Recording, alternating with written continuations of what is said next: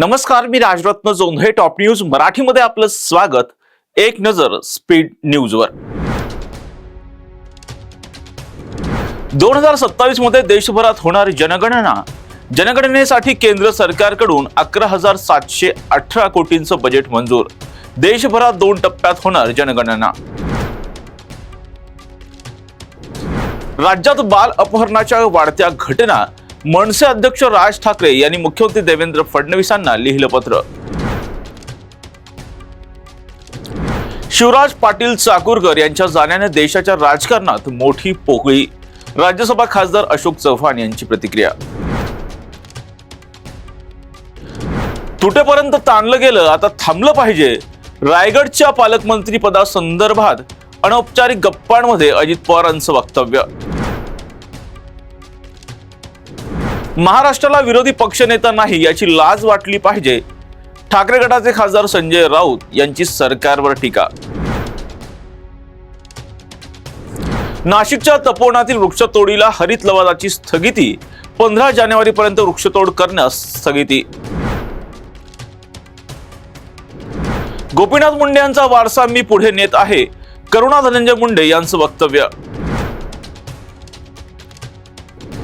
नवाब मलिक यांचं नेतृत्व भाजपाला मान्य नाही. मुंबई भाजप अध्यक्ष आमदार अमित साटम यांची प्रतिक्रिया.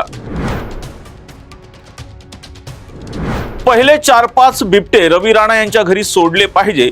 काँग्रेसचे विधिमंडळ गटनेते विजय वडेट्टीवार यांची टीका.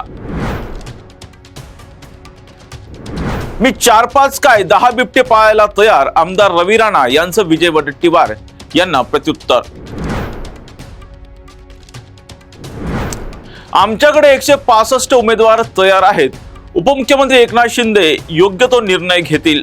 पुणे महापालिका निवडणुकीसंदर्भात माजी आमदार रवींद्र धंगेकर यांचं वक्तव्य. पुणे महापालिका निवडणुकीसाठी भाजपाकडून इच्छुकांच्या मुलाखती. 14 डिसेंबरपर्यंत पुण्यातील भाजपा कार्यालयात इच्छुकांच्या मुलाखती. 3,500 इच्छुक उमेदवारांनी दाखल केला अर्ज. पुण्याच्या मावळ तालुक्यातील उत्खनन प्रकरणी महसूल विभागाची मोठी कारवाई. तहसीलदारांसह 10 जणांचं निलंबन. 90,000 ब्रास होऊनही अधिक उत्खनन झाल्यानंतर कारवाई. रायगडच्या पालकमंत्री पदाचा वाद निवळण्याची शक्यता. अजितदादांनी 1 पाऊल पुढे टाकल्यास आम्ही 2 पाऊल पुढे टाकू. मंत्री भरत गोगावले यांची प्रतिक्रिया. तुर्तास येथेच थांबूयात. पाहत राहा टॉप न्यूज मराठी. आपला महाराष्ट्र, आपली बातमी.